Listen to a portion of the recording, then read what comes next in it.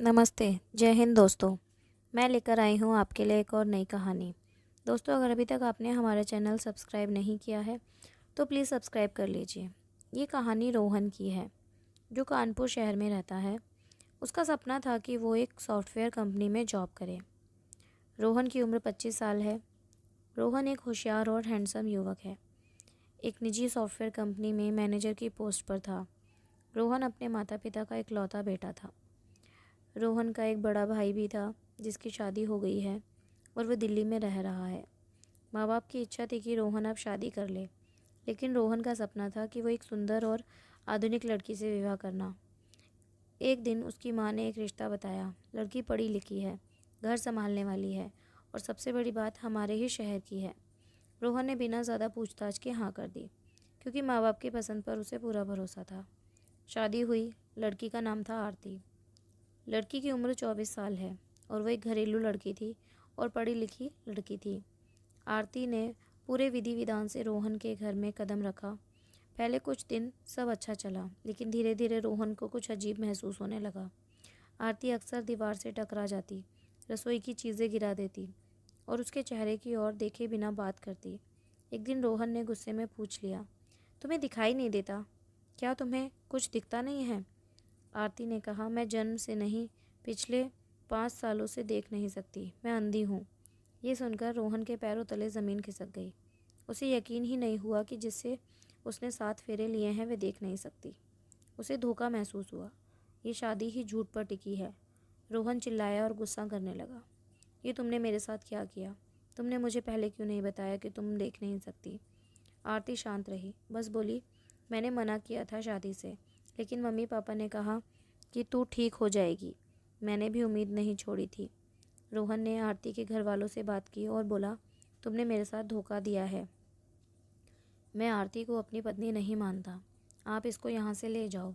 रोहन उससे बात करना बंद कर देता है। वह ऑफिस से देर तक रुकने लगा और घर सीधा आकर अपने कमरे में चला जाता। आरती रोज़ इंतज़ार करती, उसकी पसंद का खाना बनाती, लेकिन रोहन का दिल सख्त होता गया।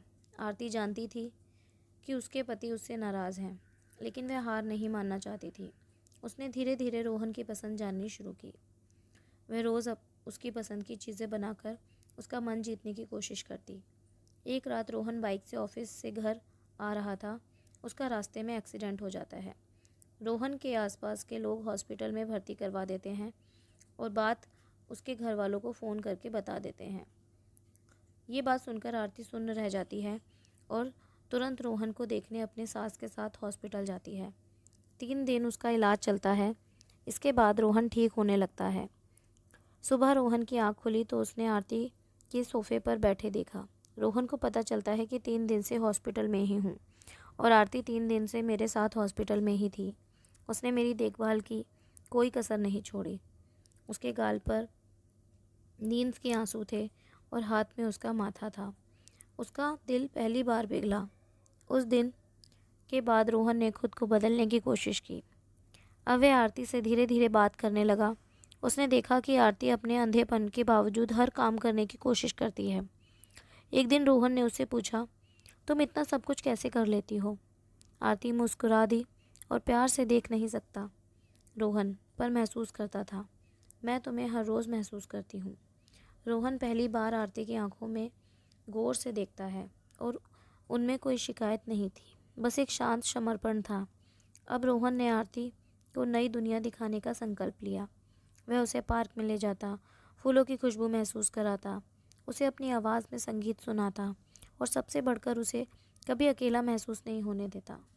एक दिन रोहन ने डॉक्टर से आरती की जांच कराई। पता लगा कि आरती की आंखों की रोशनी लौट सकती है, लेकिन ऑपरेशन महंगा था।